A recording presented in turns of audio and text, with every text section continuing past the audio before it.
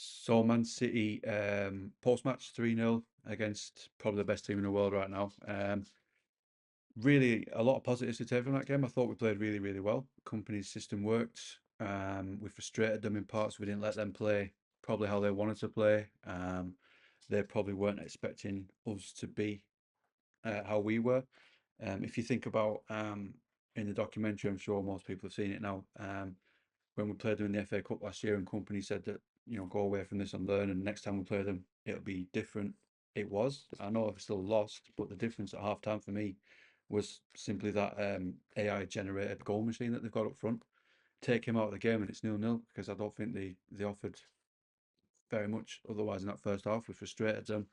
I mean, his finishes were just unbelievable. The second goal, especially, didn't even look, and it's phenomenal. But defending was a little bit weak for the first goal. But I mean, he's the best goal scorer in world football right now, and you don't want to be too harsh on anybody there. But team wise, I thought we played very, very well. You can tell that they've been back a long time because obviously they came back in June. The company goes on about team cohesiveness, and that was there. The new lads slotted in very, very well. Obviously, if you watch this channel, you know my thoughts on Muric, but Trafford very, very well, did very well. I can see why we signed him because of what he did when he held the ball when he had to, and he distributed it when he had to distribute it. He pulled out some reasonably good saves, probably saves he should make, but for a young lad playing against them on his Premier League debut, who was playing at Bolton last year, he did very well, and I thought he coped with it very, very well. Um,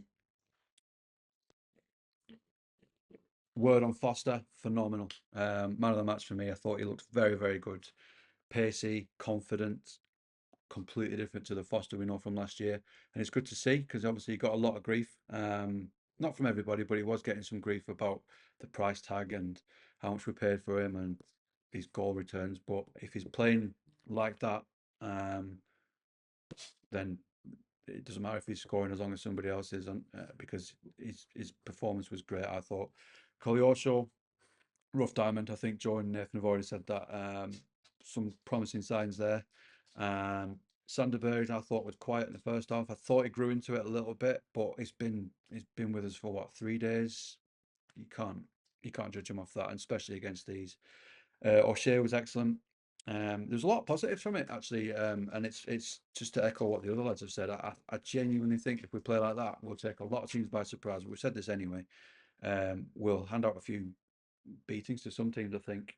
Don't get me wrong, we'll get some from the very top, but I think based on that, if we play like that, we should be pretty comfortable. I think, and looking at top of the bottom half, maybe mid-table. Um, there's a lot of positives from that. Off the field, a few incidents that just didn't need to happen. Just, I'm sure the club will deal with it. We'll not dwell on that too much, but it's 2023. Just there's no need for it. But a lot of positives. Certainly more upbeat than our previous games against City anyway. So week off now. That's out the way. Our season starts next game.